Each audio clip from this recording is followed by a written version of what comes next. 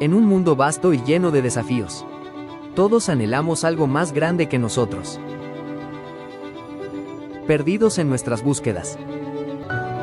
Solo en Cristo encontramos el camino, la verdad y la vida. En Alfa 180, creemos que esa verdad es Jesucristo, quien nos da esperanza y transforma vidas. Te invitamos a descubrir con nosotros el poder de su mensaje y su impacto en nuestra vida cotidiana. Un lugar para crecer, ser y hacer.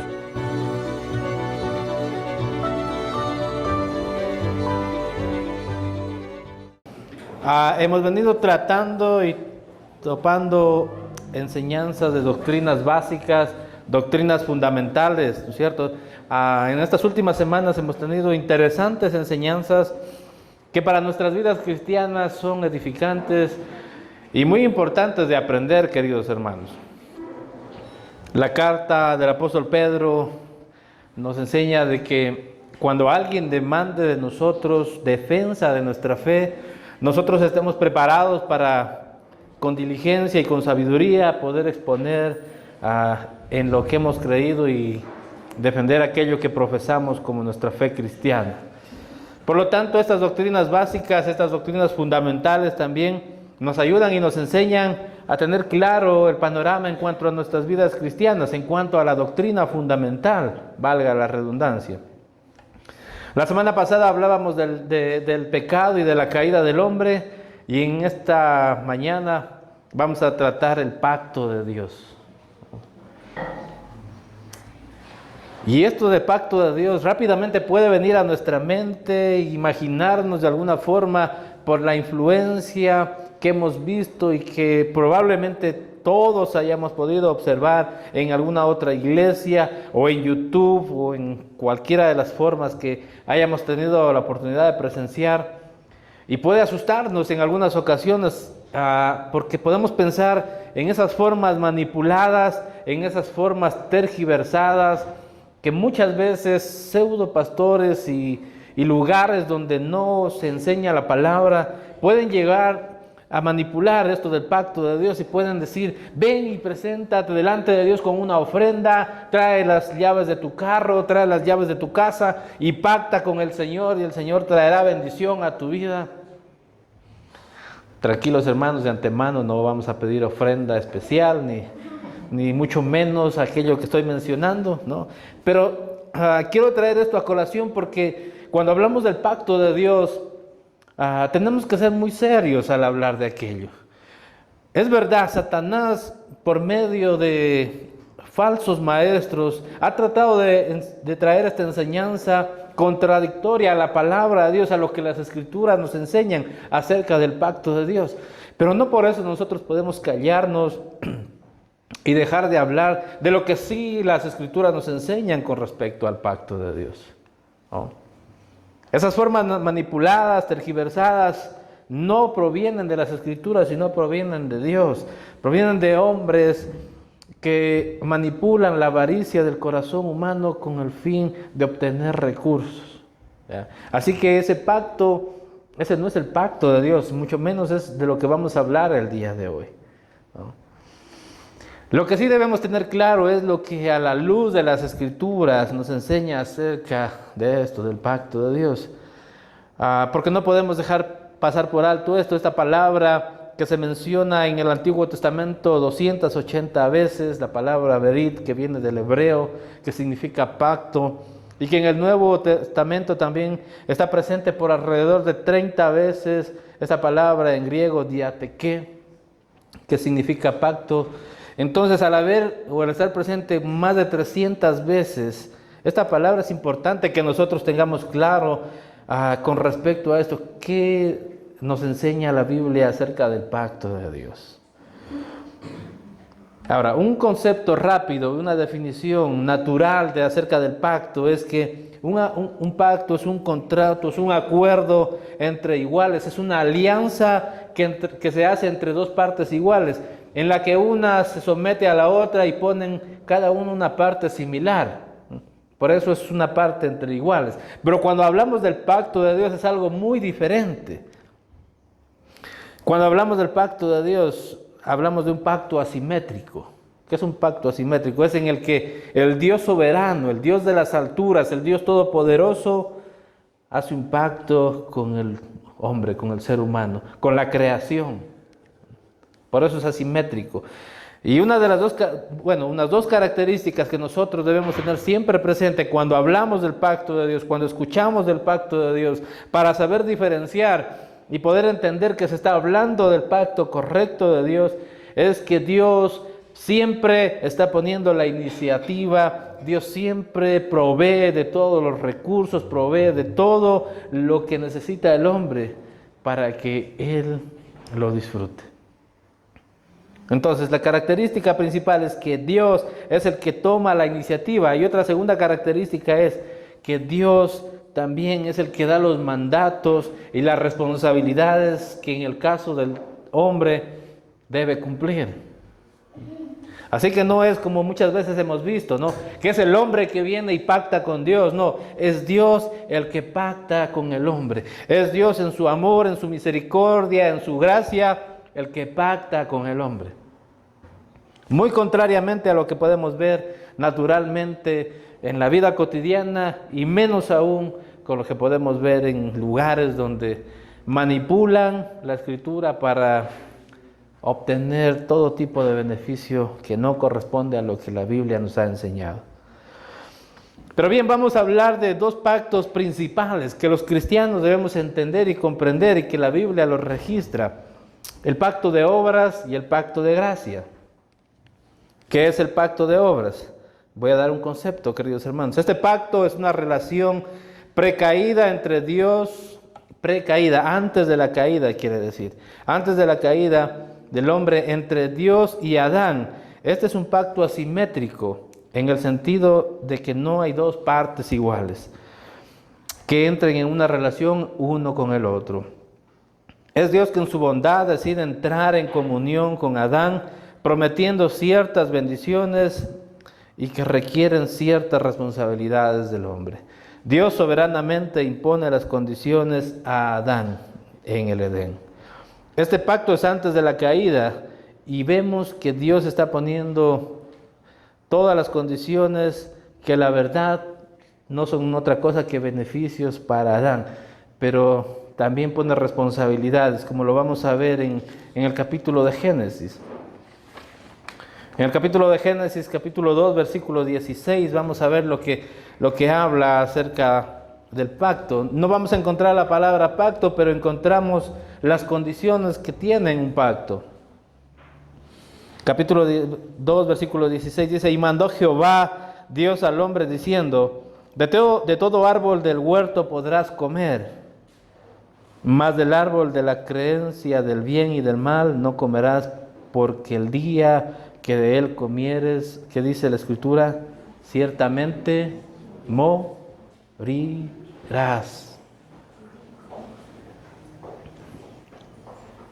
La narrativa bíblica nosotros la conocemos, ¿no es cierto? Adán es creado por Dios, está puesto en el huerto del Edén, suministrado por Dios de toda clase de árbol para alimentarse, de toda clase de animales también para alimentarse. Dios le encarga que ponga nombre a cada uno de ellos. Tiene todo, tiene agua, tiene comida, tiene, y algo aún mayor que eso, tiene relación con Dios. Tiene una relación cercana, íntima con Dios. La presencia de Dios está en ese lugar, y ellos tienen acceso directo con Dios.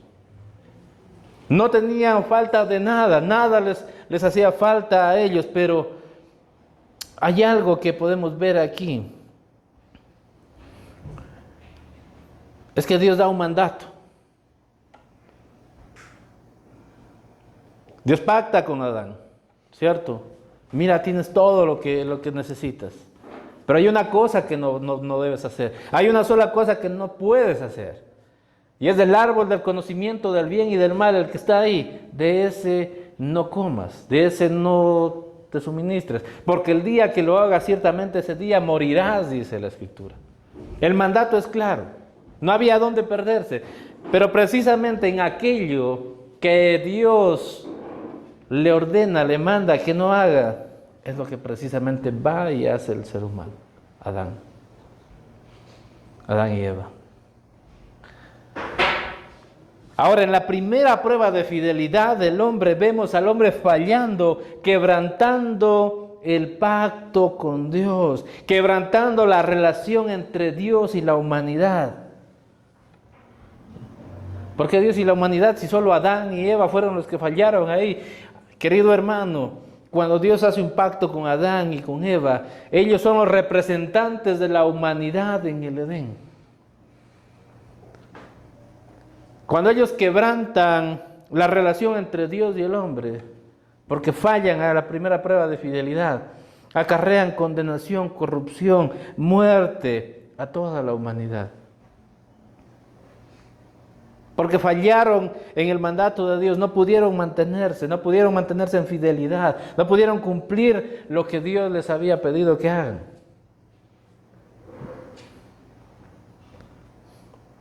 Estando el hombre capacitado por Dios y en libertad, ¿no? Y eso es lo que más sorprende. Capacitado por Dios para cumplir este asignamiento, esta asignación.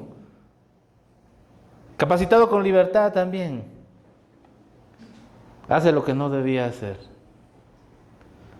Y la narrativa bíblica es clara, dice, la consecuencia del quebrantamiento del pacto, ¿cuál era? Ciertamente, que dice, morirás.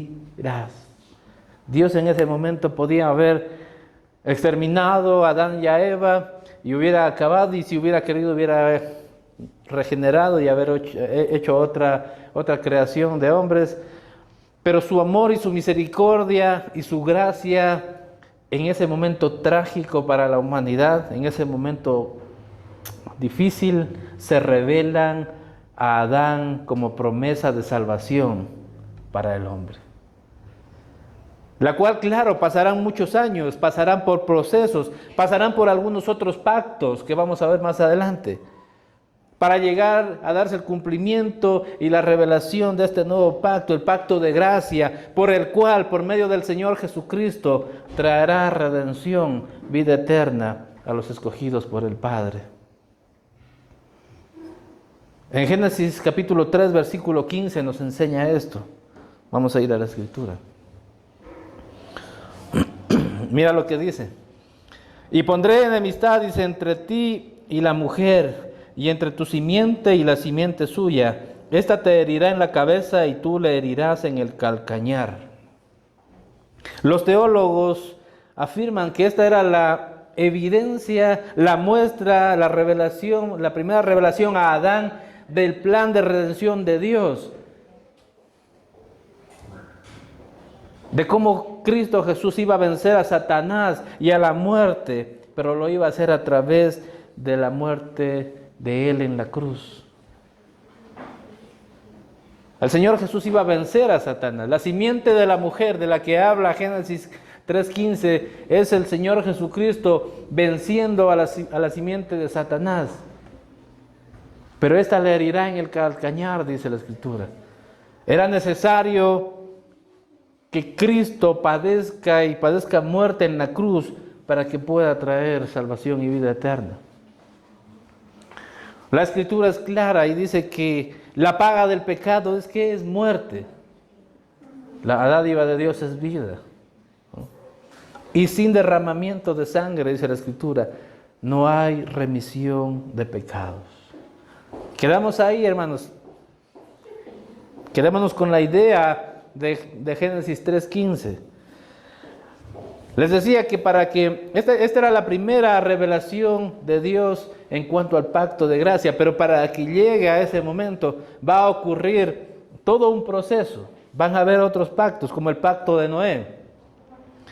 Luego de que Adán y Eva han sido exiliados, expulsados del Edén, la narrativa bíblica se vuelve lúgubre, hermanos. Si nosotros podemos ver el Génesis 4, 5 y 6, vamos a ver de que no solamente la maldad, la depravación del hombre, el pecado aumentó, han envuelto a la humanidad, al mundo entero, sino que la muerte está presente y vemos a personas muriendo y hablando de esta palabra de muerte en cada versículo, en cada capítulo, está presente la muerte.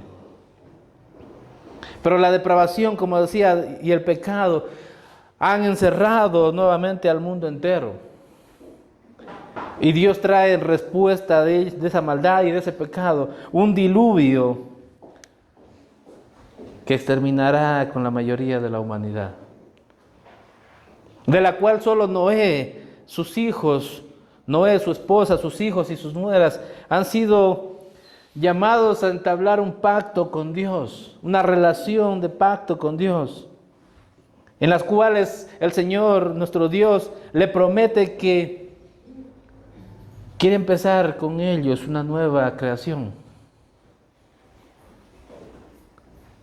Pero la Escritura nos va a mostrar algo importante en el corazón del hombre. Vamos a ir a Génesis 8, versículo 20.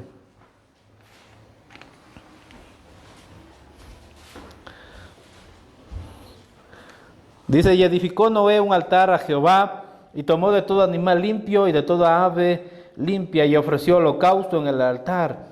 Y percibió Jehová olor grato, y dijo Jehová en su corazón, no volveré a maldecir la tierra por causa del hombre, porque el intento del corazón del hombre es malo desde su juventud.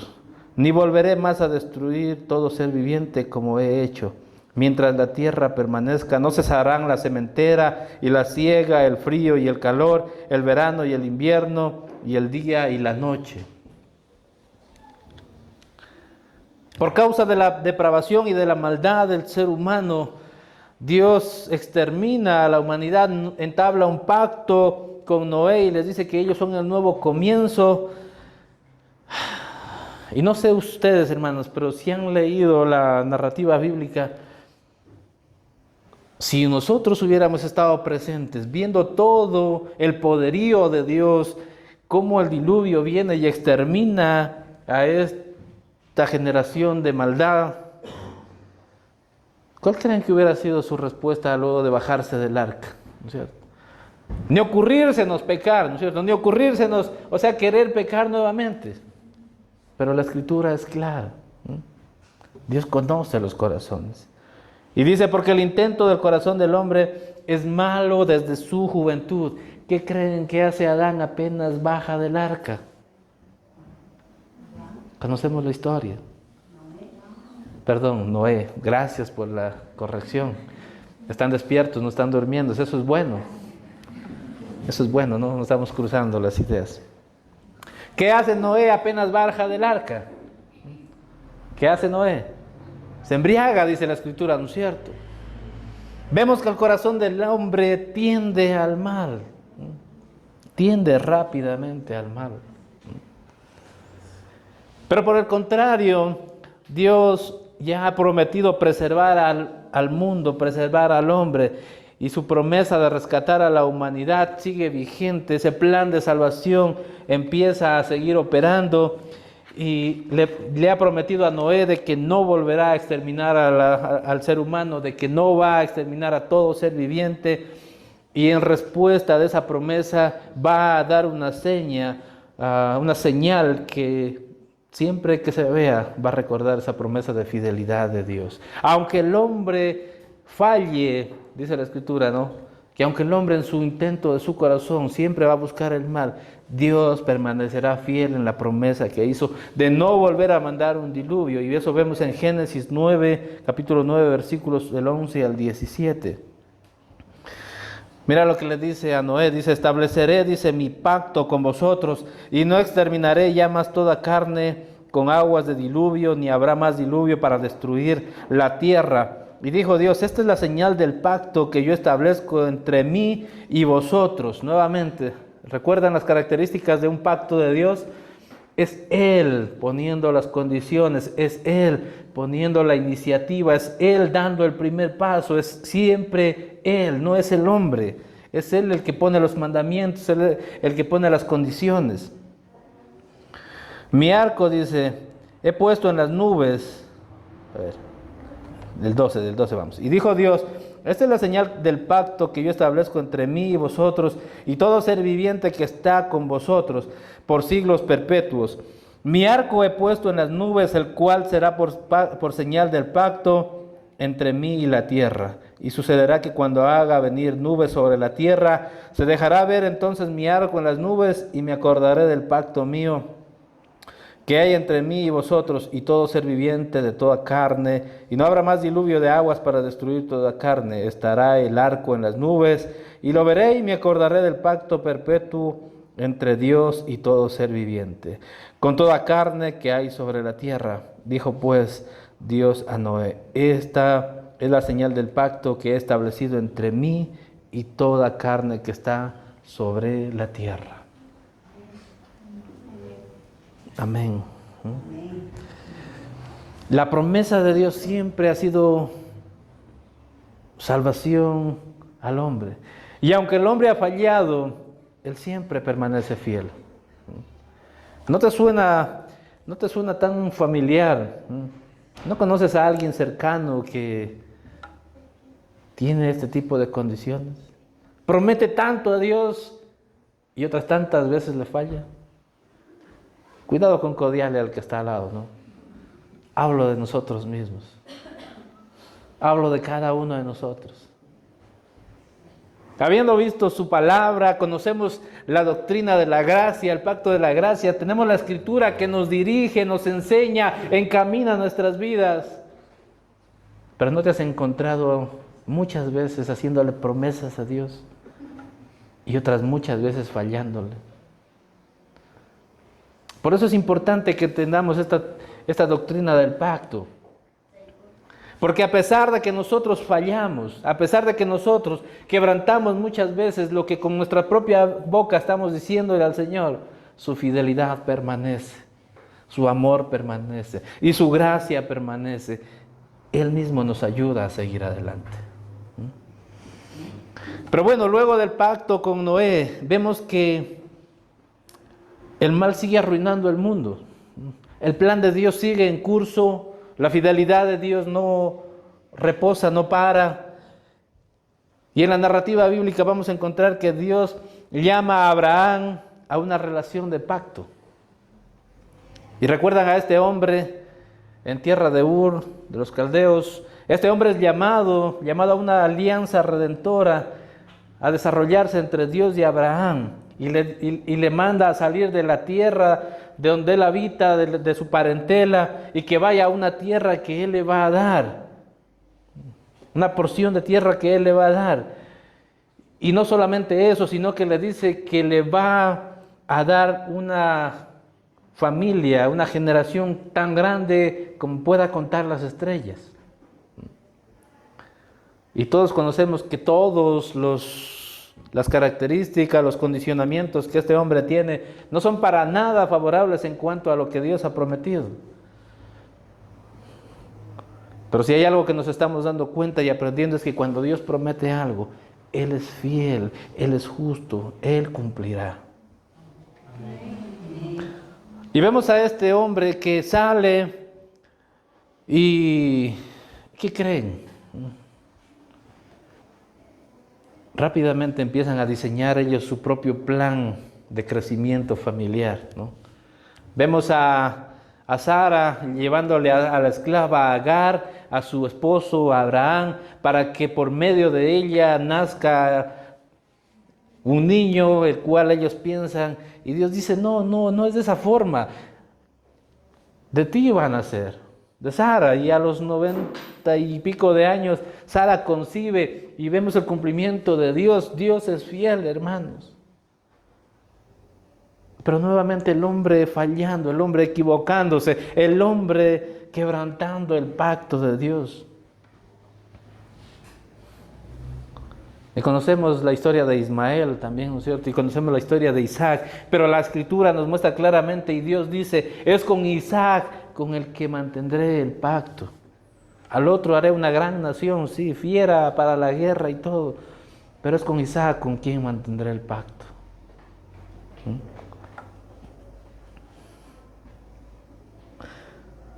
Y este nuevo pacto con Abraham trae una señal externa, un recordatorio para Abraham y para sus antepasados. Dios les ordena que todos los hombres sean circuncidados al 8º día de nacidos. Y esta señal, este símbolo identificará a Abraham y a su familia. y les mostrará que Dios se mantiene fiel a su promesa de darles una familia, y no solamente una familia, sino que herencia de tierra, y que a través de él bendecirá a todas las naciones de la tierra. ¿Dios falló? No. Dios cumplió. Como dije, fue el hombre, ¿no?, nuevamente quebrantando la relación, el pacto. En este espacio de tiempo, en este espacio de proceso, vemos y vamos a ver aparecer esta figura tan enigmática, ¿no? A Melquisedec, el rey del Dios Altísimo, el sacerdote del Dios Altísimo, rey de Salem. Y es enigmático porque este sacerdote es como que entra en escena y rápidamente sale y nos deja con muy poco conocimiento como para poder enseñar de él. Pero lo que la Escritura claramente nos muestra es que es sacerdote del Dios Altísimo y que ya en él Abraham es bendecido por él. Y Abraham da, dice, el 10% de un botín luego de venir de una guerra con sus enemigos, lo que hace ver cómo van a tener que tributar los pueblos de Israel a los levitas, la generación que se levantará de sacerdotes más adelante. Como dije, hay muy poca información y el tiempo no nos alcanzaría para tratar aquello, pero aquí ya aparece esta figura, Melquisedec, recuerden, sacerdote del Dios Altísimo. Pero la narrativa bíblica sigue, el pacto con Abraham se desarrolla, Dios es fiel, la familia de Abraham crece y crece muchísimo, pero llega una sequía, recuerdan, una sequía que obliga a los hermanos de José y a José a ir a Egipto, y ahí en Egipto se quedan. Se desarrolla el pueblo de Israel gradualmente, se convierte en un pueblo grande, tanto así que se convierte en una amenaza también para el ego del faraón. Y este faraón empieza a oprimir al pueblo de Israel, empieza a ponerles castigos severos, más cargas de trabajo, y dice la Escritura que el pueblo de Israel empezó a clamar a Dios. El pueblo de Israel empezó a invocar al Señor, a clamar a su nombre. Y la Escritura nos muestra que esos clamores, esas plegarias llegaron al Señor. Y Dios oyó el clamor del pueblo de Dios. En Éxodo capítulo 3, versículo 10 nos muestra esto. Vamos a ir a Éxodo 3. Ya.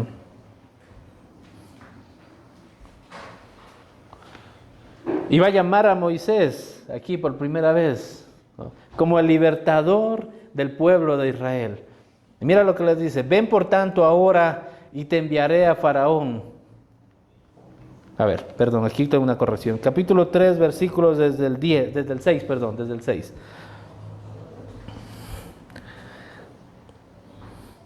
Dios se le presenta a Moisés y le dice: yo soy el Dios de tu padre, Dios de Abraham, Dios de Isaac y Dios de Jacob. Entonces Moisés cubrió su rostro, tuvo miedo de mirar a Dios. Dijo luego Jehová: bien he visto la aflicción de mi pueblo que está en Egipto, y he oído su clamor a causa de sus exactores. Pues he conocido sus angustias, y he descendido para librarlos de mano de los egipcios, y sacarlos de aquella tierra a una tierra buena y ancha, a tierra que fluye leche y miel, a los lugares del cananeo, del eteo, del amorreo, del fereceo, del heveo, del jebuseo.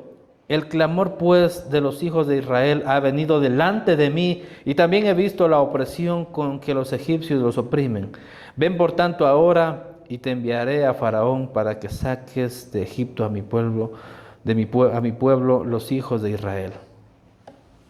Entonces respondió Moisés a Dios: ¿quién soy yo para que vaya a Faraón y saque de Egipto a los hijos de Israel?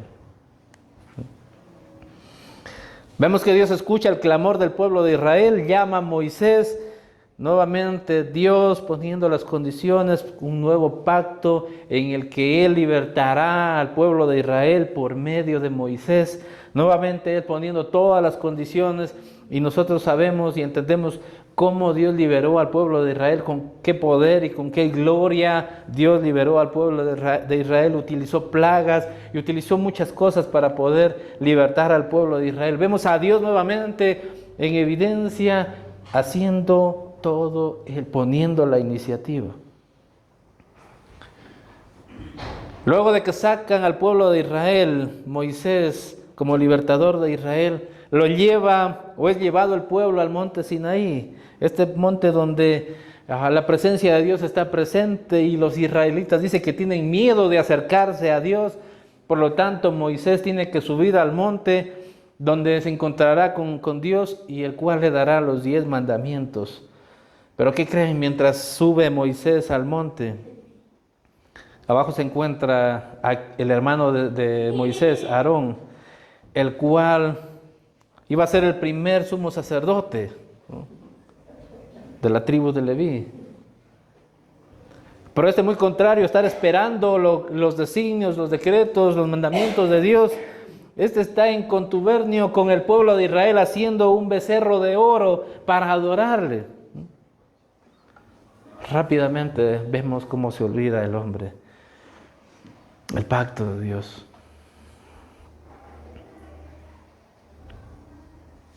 Es corregido el pueblo, baja Moisés con las tablas de la ley, con los 10 mandamientos. Y Dios les promete al pueblo de Israel que convertirlos en un pueblo de sacerdotes.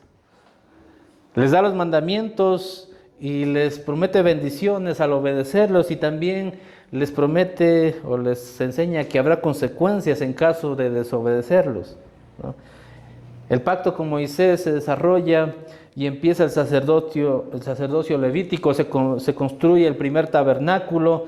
Aarón es uno de los primeros sumos sacerdotes, sus hijos empiezan a honrar a Dios, pero van y en su primer sacrificio los hijos de Moisés, de Aarón, caen desplomados, quemados por el fuego de Dios, fulminados.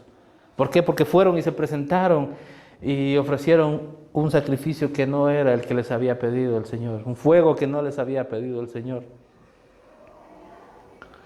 Pero el sacerdocio empieza a funcionar, pero vemos que con el pasar de los años la cosa no mejora. El sacerdocio cae en corrupción. Es más, si podemos ver la Escritura, vamos a darnos cuenta que cuando nuestro Señor Jesucristo llega, queda en evidencia la corrupción del sacerdocio levítico, cómo habían perdido de vista a qué habían sido llamados, la forma y las instrucciones que Dios les había dado de cómo adorarle, de cómo entrar en el lugar santo, de todos los pasos que tenían que cumplir, habían perdido de vista. Es más, en una ocasión el Señor Jesucristo entra a uno de esos templos y lanza todas esas mesas de cambios, de cambistas, y les dice: ustedes han convertido la casa de mi Padre en cueva de ladrones. Nuevamente perdido de vista el pacto. ¿Quién rompió el pacto? El hombre.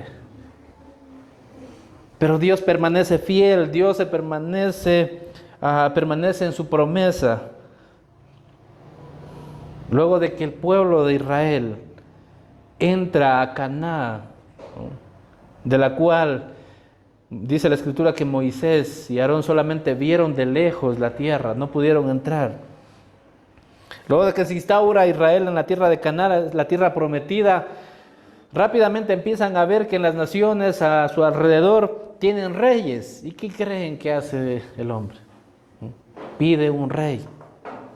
Desechan el consejo de Dios que estaba siendo dado por muchos años a través de los jueces que había instaurado el Señor, y piden un rey. Dios le dice a Samuel que no han desechado a un hombre, sino que lo han desechado a él. Pero Dios les da un rey. Saúl es reconocido como rey de Israel, pero Saúl nuevamente también quebranta el reconocimiento que Dios le había dado, le falla a Dios, traiciona a Dios y es desechado por Dios.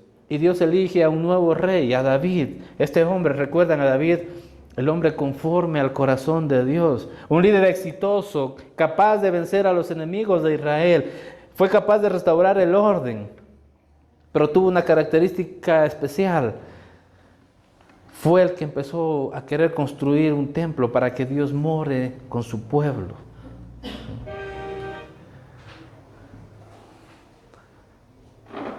De ahí David conforme al corazón de Dios, el hombre conforme al corazón de Dios. Dios responde a este deseo del rey David haciendo un pacto con él. Le promete primero que engrandecerá su nombre y que levantará un descendiente del linaje de David, cuyo trono y reino durarán para siempre. Génesis capítulo 7, versículos del 8 al 12.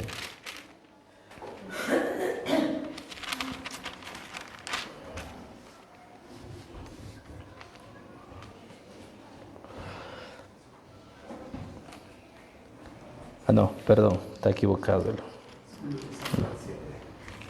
Segundo de Samuel 7. ¿Ah? Segundo de Samuel. Segunda de Samuel 7 es. Segunda de Samuel 7. Menos mal que tengo un buen hermano listo para ayudarme. He cruzado los versículos. Segunda de Samuel 7, versículos del 8 al 12. Ahora pues dirás así a mi siervo David: así ha dicho Jehová de los ejércitos, yo te tomé del redil, de detrás de las ovejas, para que fueses príncipe sobre mi pueblo, sobre Israel. Y he estado contigo en todo cuanto has andado, y delante de ti he destruido a todos tus enemigos, y te he dado nombre grande, como el nombre de los grandes que hay en la tierra. Además yo fijaré lugar a mi pueblo Israel, y lo plantaré para que habite en su lugar y nunca más sea removido, ni los inicuos lo aflijan más como al principio. Sigamos. Desde el día en que puse jueces sobre mi pueblo Israel, y a ti te daré descanso de todos tus enemigos. Asimismo Jehová te hace saber que Él te hará casa. Y cuando tus días sean cumplidos y duermas con tus padres, yo levantaré después de ti a uno de tu linaje, el cual procederá de tus entrañas, y afirmaré su reino. Está ahí. La promesa a David, este pacto que hacía con David, era que engrandecería su nombre. Sí, vemos que la Escritura lo muestra como el hombre conforme al corazón de Dios, un rey que venció a sus enemigos. Pero hay algo que tiene característico también en el pacto de Dios con David. David y sus hijos fracasan en permanecer fieles a Dios. Vemos a Salomón. La Escritura nos muestra que las mujeres que Salomón escogió, dice que hicieron desviar el corazón de Dios. El corazón de este hombre fue desviado de Dios. Pero Dios permaneció fiel y levantó a un descendiente del linaje de David. Aquí entra en escena nuestro Señor Jesucristo. La promesa cumplida. El Mesías, el Redentor, del cual hubieron muchas profecías y que con el nacimiento del Señor Jesucristo se cumplen y se evidencian cada una de ellas. Y viene a instaurar el pacto de gracia. Durante generaciones Israel ignoró los términos del pacto de Dios. Cada uno de ellos vemos al hombre fallando y quebrantando los términos del pacto, quebrantando los mandamientos y viviendo según su propia definición del bien y del mal. En medio de esta rebelión, en medio de este momento complicado y aún en medio del exilio, hubieron profetas hebreos que hablaron de un nuevo pacto. Hablaban de un nuevo pacto a futuro, diciendo que Dios algún día cumpliría su promesa de redención. La misma promesa que en Génesis 3:15 se hizo y se le mostró a Adán. Los profetas hebreos hablaban que un día se cumpliría. Jeremías capítulo 31, versículo 31 al 34. El día de hoy hemos tenido a multimedia full trabajo. Dice, he aquí vienen días, dice el profeta Jeremías, he aquí vienen días, dice Jehová, en los cuales haré nuevo pacto con la casa de Israel y con la casa de Judá. No como el pacto que hice con sus padres el día que tomé su mano para sacarlos de la tierra de Egipto. Quiero hacer un paréntesis aquí. No sé si te das cuenta que cuando habla de los pactos que hizo con los padres del pueblo de Israel, vemos que Él es sacándolos. ¿De qué forma dice? Agarrados de su mano, agarrados. Es Dios siempre haciendo todo, hermanos. Porque ellos, dice, invalidaron mi pacto, aunque fui yo un marido para ellos, dice Jehová. Pero este pacto que haré con la casa de Israel después de aquellos días, dice Jehová, daré mi ley en su mente y la escribiré en su corazón, y yo seré a ellos por Dios, y ellos me serán por pueblo. Y no enseñará más ninguno a su prójimo, ni ninguno a su hermano, diciendo, conoce a Jehová, porque todos me conocerán, desde el más pequeño de ellos hasta el más grande, dice Jehová. Porque perdonaré la maldad de ellos, y no me acordaré más de su pecado. Cuando vemos al Señor Jesucristo, vemos el nuevo pacto, la revelación completa del Evangelio, de la promesa de salvación evidenciada en nuestro Señor Jesucristo. La obra consumada en la cruz por el Señor Jesucristo es el nuevo pacto por el cual Él se convierte en el nuevo mediador de este nuevo pacto, por el cual recibimos la herencia prometida de Dios, ¿no? Por el cual, queridos hermanos, ahora todas las naciones, toda tribu y lengua pueden convertirse en parte de la familia del pacto de Dios. En el Señor Jesucristo se cumplen cada una de las promesas que le hizo a Noé, que le hizo a Abraham, que le hizo a Moisés, que le hizo a David. En el Señor Jesucristo. Él se convierte en mediador de un nuevo pacto. Hebreos capítulo 8, versículos del 6 al 13. Mira lo que nos dice la Escritura. Pero ahora tanto mejor ministerio es el suyo, dice. Cuanto es mediador de un mejor pacto establecido sobre mejores promesas. Porque si aquel primero hubiera sido sin defecto, ciertamente no se hubiera procurado lugar para el segundo. Y cuando hablamos de defecto, no hablamos de que Dios se equivocó, no. Hablamos de que el hombre siempre falló, el hombre siempre fallando. Porque reprendiéndolos dice, he aquí, vienen días del Señor, estableceré en casa de Israel y la casa de Judá un nuevo pacto. El pacto de gracia, queridos hermanos, tiene mejores condiciones. ¿Por qué?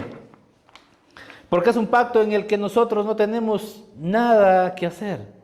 El Señor Jesucristo lo ha hecho todo. Y algunos dirán, pero pastor, ¿y dónde queda la santificación? ¿Dónde queda el que nosotros debemos caminar en obediencia a Él? Todas esas obras, queridos hermanos, son la evidencia de que hemos sido salvados por Dios. El pacto de la gracia es un mejor pacto sobre mejores condiciones porque el Señor Jesucristo ha hecho todo para que no nuestra mirada puesta en la tierra, sino que nuestra ciudadanía, dice la Escritura, que está en los cielos. Ahora nosotros hemos sido acercados al Señor. Y no son por nuestras obras.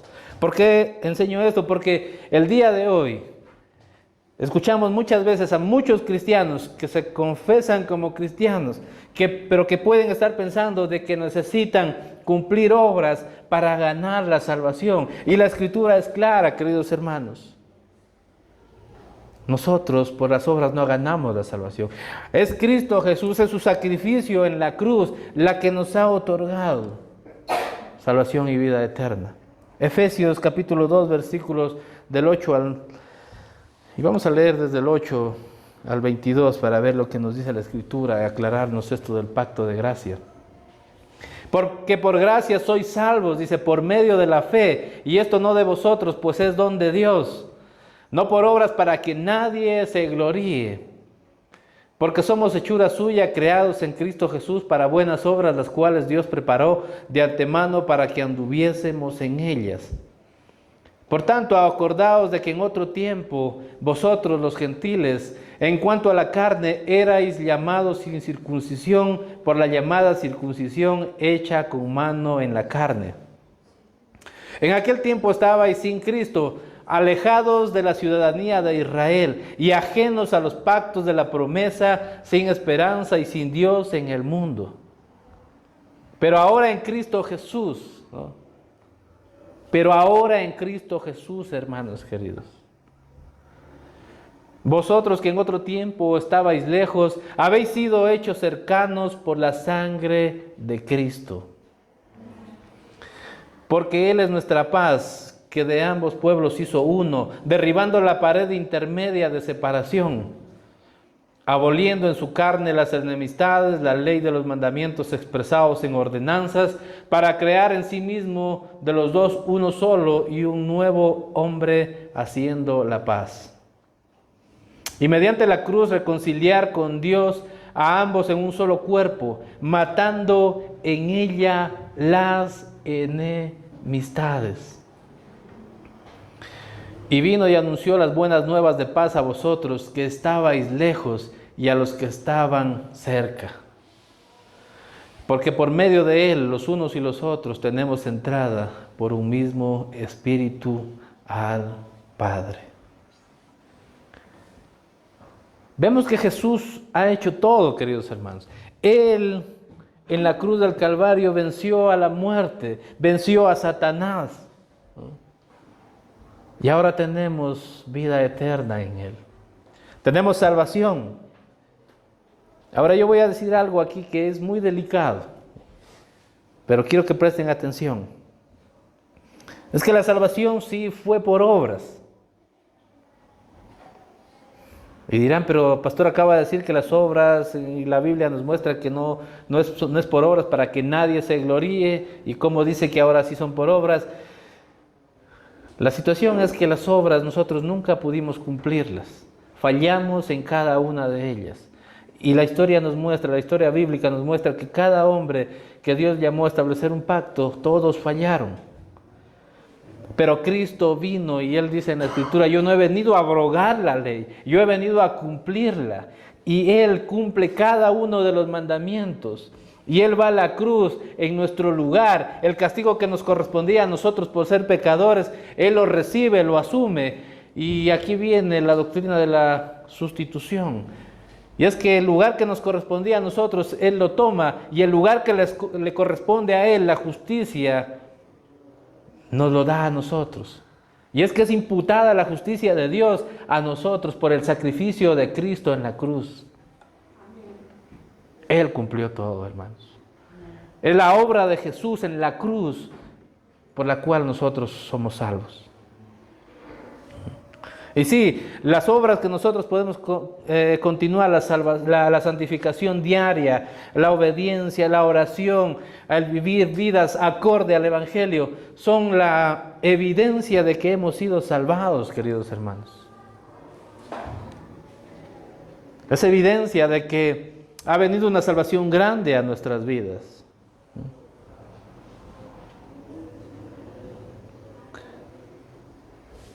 Es importante entender cómo es que Dios selló este pacto. Mira lo que dicen los evangelios, porque en los evangelios está presente ya el pacto del Señor Jesucristo, el nuevo pacto, el pacto de gracia.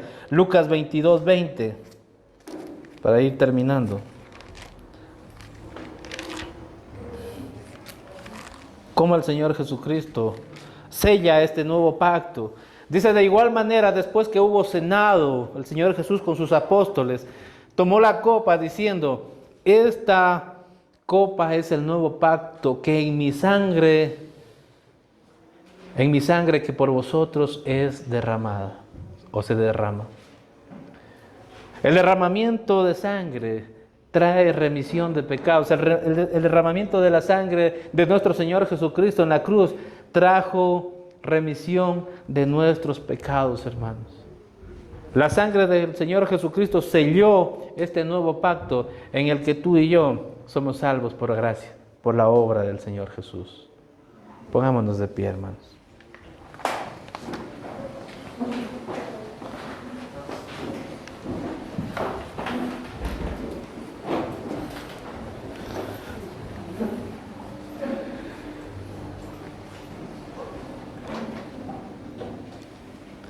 El Señor Jesucristo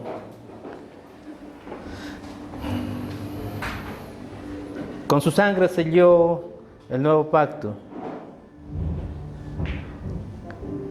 Y ha hecho la invitación a ser parte de este pacto.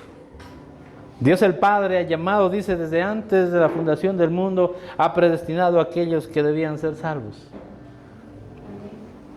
Porque desde antes de la fundación del mundo, en unidad armoniosa, el Padre, el Hijo y el Espíritu Santo ya desarrollaron el plan de salvación, en el cual tú y yo hemos sido llamados por este nuevo pacto a ser salvos. Ahora las obras son consecuencia de la fe en el Señor Jesucristo. Nunca lo olvidemos, hermanos. Nunca dudemos de esta salvación que el Señor trae a nuestras vidas por medio del sacrificio de Cristo en la cruz. Una justicia atribuida a nuestras vidas, la cual no pudimos ganar, ni ningún hombre pudo ganar.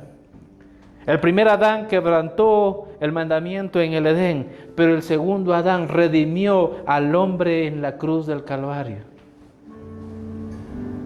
Trajo redención, vida eterna a nuestras vidas. Este es el entendimiento del pacto de Dios. Nunca dejó de ser, siempre se mantuvo fiel.